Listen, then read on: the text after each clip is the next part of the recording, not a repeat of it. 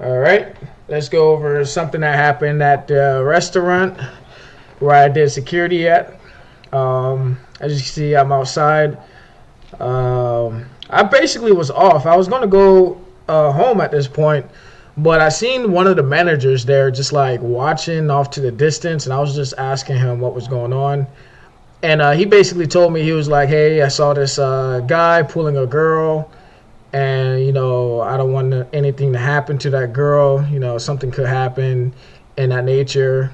So he was basically just watching, and I'm telling him, I was like, "Hey, man, at this location they have their own outside security here. So if you see something happening, you can always like call and report what you saw to them, and they usually go out there and they handle the situation." You know, I did work at Allied for a short time, almost a year, and I used to do stuff like this. So I already saw that they had security, and I kind of know what they would do. But he was a new manager, and he was like, "Yeah, I don't have their number, and I don't want to leave this situation unobserved. Something could happen." So I basically say, you know what, I'll go over there and take a look at what's going on.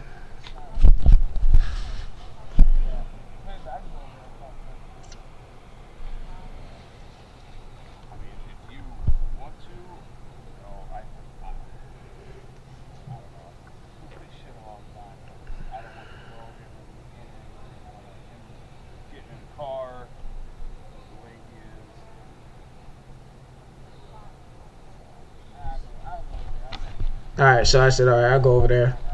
So I got to put my stuff in the car real quick, just a water bottle. As you can see, I'm still recording.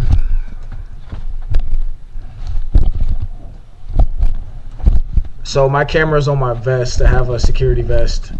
Actually, I have it here. I'm gonna show you what it looks like.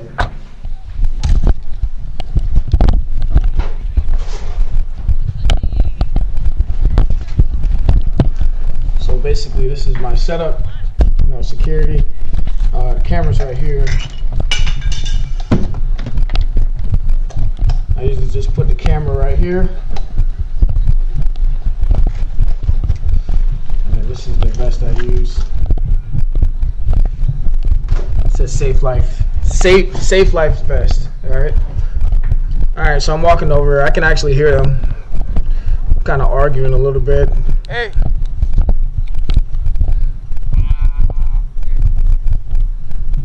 What's going on over here? You know this guy? No, you guys good? Alright, so as you can see, like right now, he's playing around like he's obviously you can tell like he's drunk a little bit. I mean, it's the kind of like a nightlife vibe. He's wearing a construction working vest. It's dirty. He doesn't look like he's supposed to be out here. She looks better, like her clothing and stuff like that is actually more appropriate for going out, this and that. So like I already see like there's a mismatch going on. So now I just want to see what's going on and take control of the situation. Because I got guys saying that he's grabbing your wrist, trying to force you to go somewhere. I didn't grab her wrist. He took my hat, that's all. Because if I see that it's a problem. He's like, "Oh no, I didn't grab her wrist." Grabbing her wrist. He's gonna go somewhere else, that's it. He's gonna go somewhere else. So we're watching this over there. We see you grabbing her, and we're this close to calling the police. All right, so I noticed like she's kind of like when you deal with people who are in situations like this, you'll notice like she doesn't want to like snitch or say like up front like, yeah, he's a problem. She's trying to give subliminal warnings like, yeah, he's actually a problem, this and that. And like I see her head shaking when I say this, and she starts to kind of like see, okay, this guy, he's safe to talk to. He's not gonna leave me. Like she started to trust me a little bit more. As this conversation conclude. So let's see what happens. Just give me the hat, Charles. The hat that you threw over there. Your name is Charles? Oh, whoa. Way to go, dude. Just letting you know I'm recording you right now too. Oh, no. All right. So the reason I did this was say his name first was because now me and I can identify you. I know your name. Like I have more authority now, and I'm letting you know like you're being recorded. So usually what happens is like you don't want to lose control of the situation, and I want him to know that I got your name and you're recorded. So watch what you say, because now you can't really just say, oh, I didn't say this, I didn't say that. Now you got to be like, okay, he's thinking about how he's going to like exit, like, oh, I don't want to get in trouble. So he's starting to realize, oh, I might be doing something wrong, and you'll start to see like he starts to understand that later on. He's recording us. So if I mean, right now it looks like she doesn't want to be bothered. If you don't want to leave, I don't want to have to escalate the situation.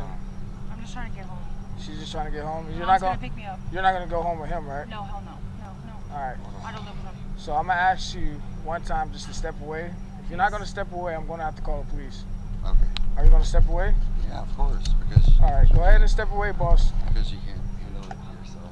Yeah. So I mean, all this chatter right now is just I don't really give a fuck. Basically, a lot of people, what they will do wrong is they will let the banter go on. Like they'll talk to the guy, they'll try to like, give it like. Sometimes when you're just trying to be assertive, you want to cut the chit chat immediately. You want to like make it clear and precise what you want and what you want them to do. You don't want to give them too much choices or options, because then they're going to start to try to talk to you forever. And I'd say it really clear, very assertively, like stop, basically stop.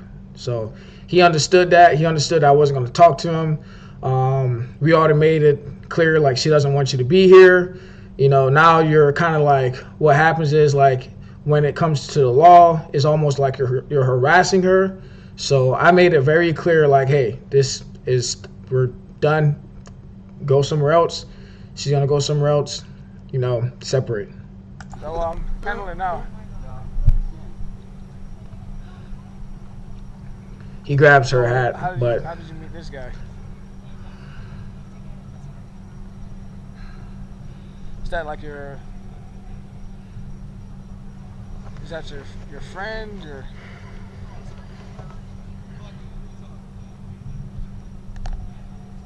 Is he driving?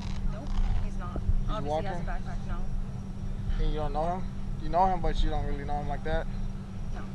And then our friend was here, but he's passed out, so we try to leave away, and I'm just trying to call my mom to pick me up. He Okay. lives in Naples, so. If I was you, I would kind of go over here where there's more lights instead of being under a tree. makes sense. So that way we can have more people around to see what's going on. Yes, I'm gonna be by the theater, actually. Yeah. Thank you. You're welcome. Oh, there's the manager that was talking about it. So That's that was that. That's this guy. Basically, whenever you deal with conflict like that between two people, I mean, the best thing to do is to basically kind of like see what's going on. What can you do to diffuse the situation, and how can you get like everything under control? I never some security officers, they kind of talk too much. Like they try to like mediate the situation where they're like trying to get each other to agree to a point, like, hey, you guys should work it out or whatever. And then there's me, who's like very like, hey, stop. She doesn't want to be bothered. You go this way, she go this way. If you guys can't find a solution, I'm gonna have to call the police. And usually 9 out of 10 times, I usually don't have to call the police, because they have it mediated. It's by the time I start dialing, they know, okay, he's serious, and I never have to really get to that point. But those 1 out of 10s, like, yeah, I do call the police. I tell them, hey, what's going on, and I get someone out here, and I do my job. I say, hey, I got a situation out here. Can I get a patrol officer? And that's just how it goes.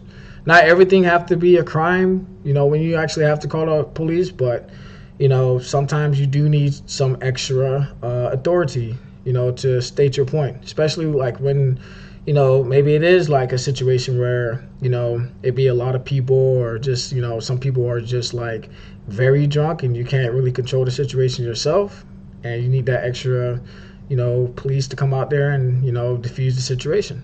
So that was that. I mean, that was basically just me handling the situation in the parking lot. I usually do security inside now, but I've done parking lot security a lot. I had some like car accidents where someone ran into a car and hit and run, like things like that. So I'm kind of like used to, going out here and doing stuff like that. Even though this wasn't really, my job responsibility, I just did that to, basically just be. I kind of like was working as, more of a concerned citizen in that aspect. But yep, that's that.